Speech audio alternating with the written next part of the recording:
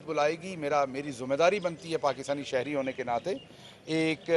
मैं अक्यूज़ हूँ इस टाइम कि मैं आके अपना केस लड़ूँ, अपनी सफाई दूँ, मैं बताऊँ कि मेरा गुनाह क्या है और गुनाह क्या नहीं है, और अदालत से मैं इंसाफ मांगूँ। लेकिन दूसरी तरफ आप पिछले 72 घंटे से तकरीबन आप जो एक तमाशा देख रहे हैं पाकिस्तान के अंदर, वो आपके सामने है कि इसी तरह की एक ऑनरेबल कोर्ट, क्योंकि तमाम कोर्ट्स ऑनरेबल हैं, इसी तरह की एक ऑनरेबल कोर्ट जो रावलपिंडी में है, उसने एक शख्स के, जिसने धोखाधड़ी फ्रॉड के अंदर ज़मीन हथियाई हुई है, जिसने, हम तो यहाँ करप्शन के केसेस नहीं भुगत रहे, हम तो यहाँ हमने को माल नहीं बनाया हुआ कि वो केसेस भुगत रहे हैं, लेकिन वहाँ पर माल बनाया गया, करप्शन की गई, धोखाधड़ी के साथ राणा सनाउल्लाह ने वो ज़मीन हथियाई, उसके ऊपर 72 घंटे से वारंट इशू हुए हैं। आप जैसे वो फिल्मों में नज़र आता था, हम तो फिल्मों में देखते थे, लेकिन असल में भी ऐसा ही है। पुलिस आ रही है, जा रही है, थाना कोसार की जो पुलिस है वो कहती है हम तामील ही नहीं कराएंगे, ये और मुल्क है, जंगल का कानून है। राणा सनाउल्लाह जो है वो किसी कानून के नीचे नहीं है। तो दो पाकिस्तान जो है वो अलग अलग बनाए हुए हैं। एक पाकिस्तान जो है वो चौधरी नज़ीर अहमद गिल के बेटे के लिए है, जिसका नाम शहबाज गिल है, क्योंकि वो मिडिल क्लास से एक प्रोफेसर है। उसका कानून ये है कि यहीं पर चादरें डाल के लाया जाता था, यहीं पर हथकड़ियाँ जो हैं वो ज़रा सी भी ढीली नहीं की जाती थी। वो एक कानून शहबाज गिल के लिए है, क्योंकि वो मिडिल क्लास से आम आदमी है, उसके पीछे कोई माफिया नहीं खड़ी। उसके लिए एक कानून इसलिए है कि उसने अपने पौने 4 सालों में कमीशन नहीं खाए, उसने पौने 4 सालों में प्रॉपर्टियां नहीं बनाई, उसने पौने 4 सालों में नेशनल बैंक, पंजाब बैंक और बड़े बड़े बैंकों से कर्जे लेके मिलें और फैक्ट्रियां नहीं लगाई। वो एक आम पाकिस्तानी है, इसलिए उसके लिए कानून ये कहता है कि यहाँ पर, आप सहाफ़ियों को याद है, आपको मेरे करीब नहीं आने दिया जाता था। आप यहाँ वकला को याद है कि आपको मेरे करीब नहीं आने दिया जाता था। एक कानून वो है जिसमें मेरे घर वाले मुझे नहीं मिल सकते थे, मेरे वकला मुझे नहीं मिल सकते थे, कोई जर्नलिस्ट मुझे नहीं मिल सकता था, कोई डॉक्टर मुझे नहीं मिल सकता था। और दूसरा कानून ये है कि राणा सनाउल्लाह यहाँ दंदनाता फिर रहा है, उसे कोई पूछने वाला नहीं है, मजाक उड़ रहा है। थाना कोसार कह रहा है कि जी हमने तामील नहीं करनी इस वारंट की। मैं हाथ बांध के चीफ जस्टिस साहब से गुजारिश करूंगा, ऑनरेबल चीफ जस्टिस साहब से, कि इस पे सो मोटो लीजिए। मैं ये नहीं कह रहा कि राणा सनाउल्लाह साहब को पकड़ के अंदर कर दीजिए सो मोटो में, लेकिन पुलिस से पूछिए तो सही कि वो किसके मुलाजिम हैं। क्या इस्लामाबाद की पुलिस किसी शख्स की ज़ाती मुलाजिम है कि उसके वारंट आएँ और वो कहें हम इसकी तामील नहीं करते? क्या किसी की अकाउंटेबिलिटी नहीं होगी? जो मेरे पे तशद्दुद हुआ उस पर तो अभी तक मैं किसी की अकाउंटेबिलिटी नहीं देख रहा। मैंने एक FIR की दरख्वास्त दी हुई है, वो भी सर्द खाने में पड़ी हुई है, उस पर कोई FIR नहीं हो सकी। मेरे खिलाफ केस तो चल रहा है, लेकिन जो मेरे हकूक़ का केस है वो कहीं नहीं चल रहा। तो इसलिए चले इस बात को छोड़ देते हैं। जो राणा सनाउल्लाह के ऊपर केस है, वहाँ भी स्टेट है, एक तरफ जो है स्टेट कार्रवाई करने की कोशिश कर रही है, वहाँ पर ये दोहरा मेयार क्यों है? वहाँ राणा सनाउल्लाह ने क्यों पाकिस्तान के पूरे अदालती सिस्टम को इस टाइम मफलूज किया हुआ है कि वारंट एक्टिव जारी हुए हुए हैं, दोबारा अदालत जाता है, एंटी करप्शन, वो रिक्वेस्ट करता है कि इन्हें इश्तिहारी करार दे दें। अदालत कहती है जब वो सामने मौजूद है और आप पकड़ सकते हैं तो हम इश्तिहारी क्यों करार दें? तो अदालत क्या करती है, दोबारा रिफ्रेश करती है अपने वारंट्स को, उसका दोबारा मजाक उड़ाया जाता है। तो ये जो तौहीन अदालत हुई है, ये जो अदलिया की तौहीन हो रही है, ये जो पुलिस एक्ट की तौहीन हो रही है, ये जो IG पुलिस इस्लामाबाद जो तौहीन कर रहे हैं, क्योंकि उनके ऊपर भी करप्शन के केसेस हैं, ये जो वो तौहीन कर रहे हैं सारे के साथ मिलके, तो ये इस माफिया के अंदर पाकिस्तान कब तक चलेगा? कब तक मेरे और आप जैसे, मैं आप जैसा हूँ इसलिए भुगत रहा हूँ, ये यकीन करिए, जो मैंने भुगता है, मैं आप जैसा हूँ इसलिए मैं धक्के खा रहा हूँ। कब तक मेरे जैसे लोग तो 10 दिनों में 4-4 डेटें जो हैं वो भुगतेंगे? और जो यहाँ पर राणा सनाउल्लाह भी हमारी तरह का था, सिर्फ उसने चूज़ ये किया कि उसने अपनी पोजीशन को इस्तेमाल करके माल खाया। राणा सनाउल्लाह जो है वो आखिरी जो ब्रिटिश वाइसराय थे उनकी को औलाद में से नहीं है, वो यहीं हमारी तरह ही धक्के खाते थे, आम पब्लिक थे वो भी, लेकिन उन्होंने चूज़ ये किया कि उन्होंने माफिया के कहने में मॉडल टाउन में औरतों के मुंह में गोलियां मारी, उनके कहने पे उन्होंने वहां पर पुलिस मुकाबले करवाए, उन्होंने लोगों से भत्ते लिए, उन्होंने फैसलाबाद के किसी ताजिर को नहीं छोड़ा जिसे भत्ता ना लिया हो, और उन्होंने माल बनाया शरीफों के कहने पे और शरीफों के लिए। और आज वो उस माफिया का हिस्सा हैं, और आज वो आम से ख्वास हो गए हैं, और आज इस्लामाबाद की जो कैपिटल की पुलिस है वो दिन दिहाड़े मीडिया के सामने कह रही है कि हमने तामील नहीं करनी इस वारंट की।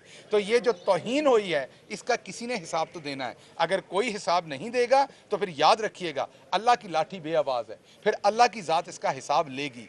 जो भी इस टाइम, जिनको भी अल्लाह ने इज़्ज़त दी हुई है, जिनको भी अल्लाह ने इस टाइम मर्तबा दिया हुआ है, जिनको भी अल्लाह ने इस टाइम ताकत दी हुई है, जो ऐसे ओहदों पे बैठे हैं, जो मेक और ब्रेक कर सकते हैं, उन सब से मेरा सवाल है कि ये जो तमाशा हुआ है पिछले 72 घंटे में, इसमें कौन जवाब देगा? क्या एक आम आदमी के वारंट निकले हों और वो इन सड़कों पे फिर रहा हो प्रोटोकॉल के साथ, तो क्या पुलिस कहेगी कि हम इसकी तामील नहीं कराएंगे? पुलिस कभी नहीं कहेगी। तो फिर राणा सनाउल्लाह के लिए दूसरा कानून क्यों नहीं है? और अगर दूसरा कानून है राणा सनाउल्लाह के लिए, तो खुदा की कसम मैं अडयाला के अंदर देख के आया हूँ, 35 ऐसे बच्चे हैं जो अपनी माओ के जेल होने की वजह से वहां पर जेल के अंदर पल बढ़ रहे हैं, छोटे छोटे बच्चे हैं। मैं वहां पर देख के आया हूँ, 56 वहां पर ऐसे शख्स हैं जिनका दिमागी तवाज़न दुरुस्त नहीं है, वो बेचारे उन जेल की कोठरियों में सड़ रहे हैं।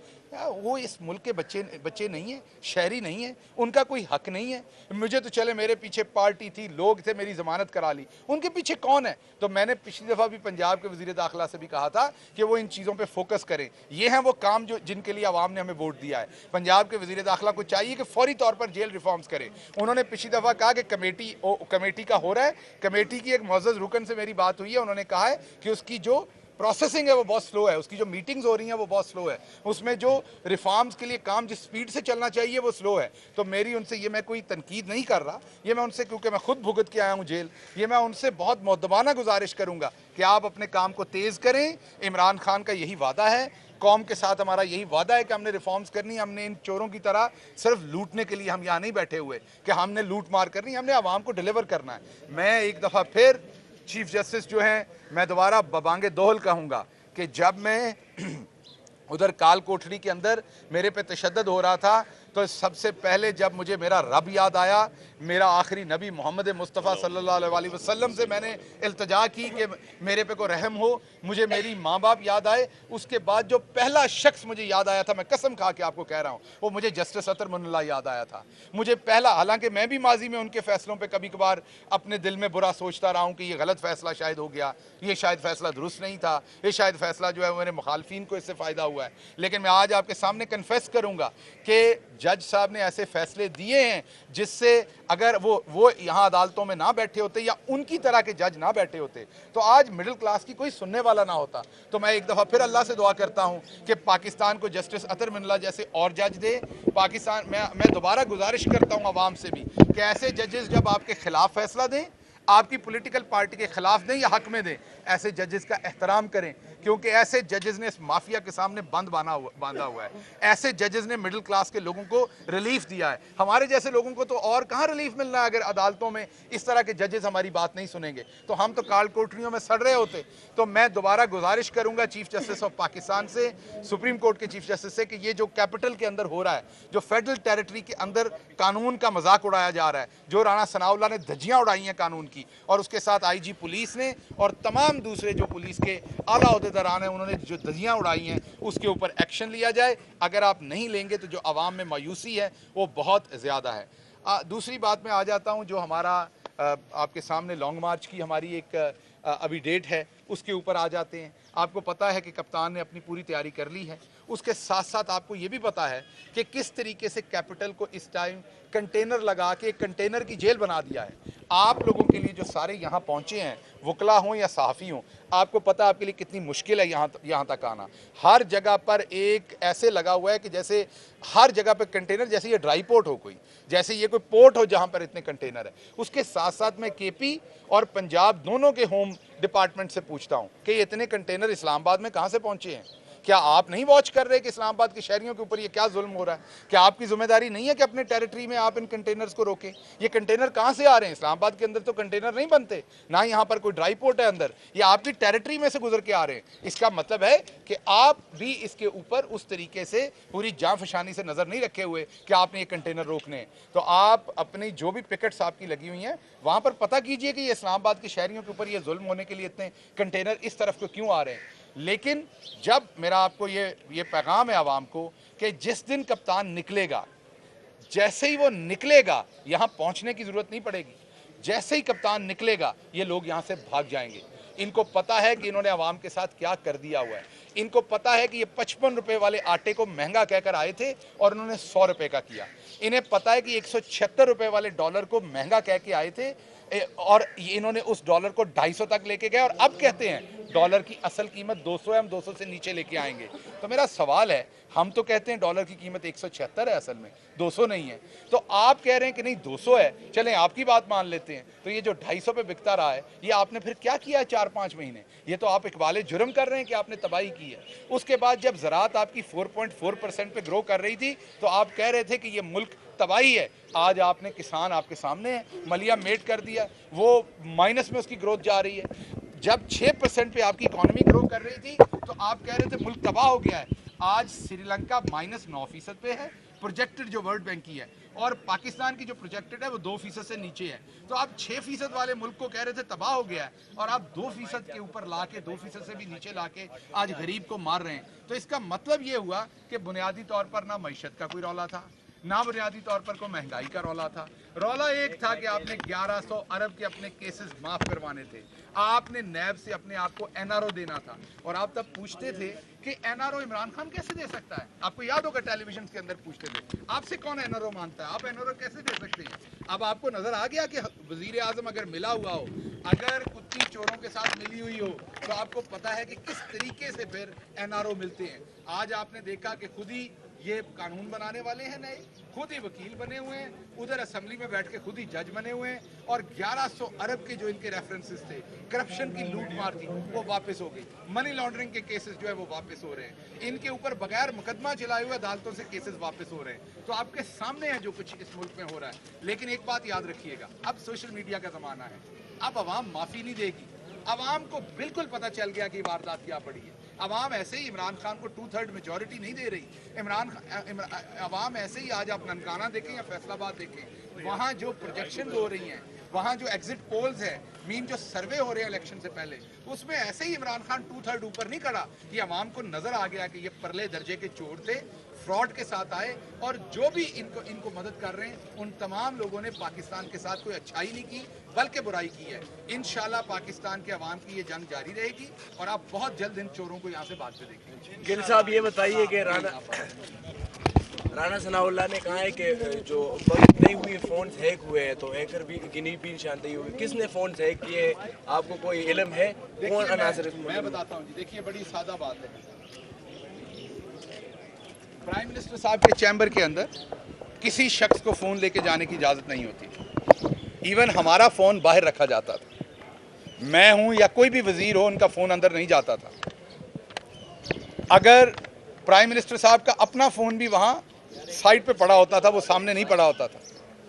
और उनके फ़ोन को सिक्योर करना तो जारी बात है हमारी सिक्योरिटी के लोगों का काम है।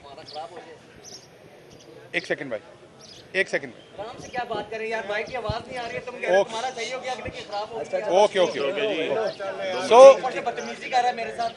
तो मैं ये कहना चाह रहा हूँ कि आपने ये देखा कि प्राइम मिनिस्टर का जो ऑफिस जिसके अंदर कुकिंग हुई भी किसी फ़ोन की, तो अंदर कैसे गया वो? अगर किसी एक शख्स की बगिंग थी तो फिर PMLN की गवर्नमेंट में भी वो अंदर कैसे गया? ये इसका मतलब है कि वहाँ पर कोई ऐसा सिस्टम था लगा हुआ जो ये सारी रिकॉर्डिंग हो रही थी, और वो पकड़ना पड़ेगा। ये पाकिस्तान कुछ चीज़ें होती हैं, शायद उनका आपको वक्ती तौर पर नुकसान नज़र नहीं आता, लेकिन उससे जो इंटरनेशनल हजीमत होती है आपके लिए, वो बहुत बड़ी होती है। वो जो लैप्स होता है सिक्योरिटी का, वो बहुत बड़ा होता है। ग्रीस के अंदर इसी तरीके से जो फ़ोन टैपिंग हुई, उसके ऊपर आपको याद होगा ग्रीस के अंदर जो फ़ोन टैपिंग हुई, उसके ऊपर लोगों ने रिज़ाइन किए हैं। अमेरिका के अंदर फ़ोन टैपिंग हुई थी, आपको पता है, एक सदर को जाना पड़ा था। यहाँ पर कोई इसके ऊपर किसी ने रिएक्ट नहीं किया, कोई इसके ऊपर अपने आप को ज़िम्मेदार नहीं समझता, कोई एजेंसी इसके ऊपर जवाबदेह नहीं है, कोई इदारा इसके ऊपर जवाबदेह नहीं है। तो पाकिस्तान की आवाम ये जवाब चाहती है कि पाकिस्तान का माफ़ कीजिएगा, पाकिस्तान का वो जो आला तरीन दफ्तर है, वज़ीर आज़म का दफ्तर, जहाँ पाकिस्तान की आवाम टैक्स के पैसे से, दोबारा ये ज़हन में रखिएगा, वहाँ पर लगी हुई सिक्योरिटी के पैसे, आप माचिस भी खरीदते हैं तो आप पे करते हैं कि आपके मुल्क के वज़ीर आज़म का दफ्तर सिक्योर हो। वहाँ पर आपका वज़ीर आज़म जो बात कर रहा है वो रिकॉर्ड हो रही। अभी तो सिर्फ सियासी बातें बाहर आ रही हैं, कि मरियम ने कह दिया पेट्रोल महंगा कर दो, मैं बाहर जाके कहूँगी सस्ता कर दो। अभी तो उसके दामाद के लिए मशीनरी आ रही है, अभी तो कोई इस तरह की चीज़ें आ रही हैं। लेकिन आप जहन में रखिए, वहाँ फॉरेन ऑफिस वाले बैठ के भी ब्रीफिंग देते हैं, वहाँ फॉरेन ऑफिस बैठ के ब्रीफिंग देता है कि हमारे जो दुश्मन हैं वो दूसरे मुल्कों में इस टाइम क्या कर रहे हैं। अगर वो डाटा वेबसाइट पे पड़ा है तो क्या हमारे दुश्मनों ने नहीं ले लिया? क्या हमारा दुश्मन नहीं सोच रहा कि पाकिस्तान अगले 10 साल के लिए क्या सोच रहा है? क्या हमारा दुश्मन नहीं सोच रहा कि वज़ीर आज़म के चैम्बर के अंदर बैठ के वज़ीर आज़म जो है वो फॉरेन ऑफिस और हमारी सिक्योरिटी एजेंसीज़ के साथ क्या बात कर रहे हैं, हमारी अगले 10 साल की क्या ओरिएंटेशन है, हम अफगानिस्तान पे क्या पॉलिसी रखे हुए हैं, हम तुर्की के साथ क्या रिलेशनशिप रखे हुए हैं, हम सऊदी अरब के साथ क्या रिलेशनशिप रखे हुए हैं, हम अमेरिका के साथ क्या रिलेशनशिप रखे हुए हैं, यूके के साथ क्या रिलेशनशिप रखे हुए हैं। हमारी ओवरऑल इस जो ये जो ज्योग्राफिक लोकेशन है, इसके अंदर हमारी ओवरऑल जो एक स्ट्रेटेजिक हमारी ओरिएंटेशन है वो क्या है आने वाले टाइम में। तो क्या उन्होंने वो सब नहीं सुन लिया? क्या ये बहुत बड़ा सिक्योरिटी लैप्स नहीं है? क्या इसका किसी ने जवाब नहीं देना? इसका जवाब देना चाहिए। हेड्स मस्ट रोल, इसके ऊपर पनिशमेंट मिलनी चाहिए। ये ना बताइए कि पिंडी के अंदर 2 बच्चे थे, पिंडी के अंदर 2 तालिब इल्म थे या 2 शहरी थे जिन्होंने जाकर तो आपका वहाँ पर प्राइम मिनिस्टर हाउस के अंदर लोगों के मोबाइल हैक कर लिए। अगर कर लिए तो जिन्होंने इसको रोकना था वो लोग कहाँ थे उस टाइम? ये हमारे लिए बहुत बदनामी की बात है एज अ कौम। इसके ऊपर हेड्स मस्ट रोल। हम चुप कर जाते हैं हर बड़े साने पे, हर बड़ी चीज़ जो हमारे साथ होती है किसी को जिम्मेदार नहीं बनाते। इस पे जिम्मेदारी फिक्स होनी चाहिए। थैंक यू सर, बहुत शुक्रिया।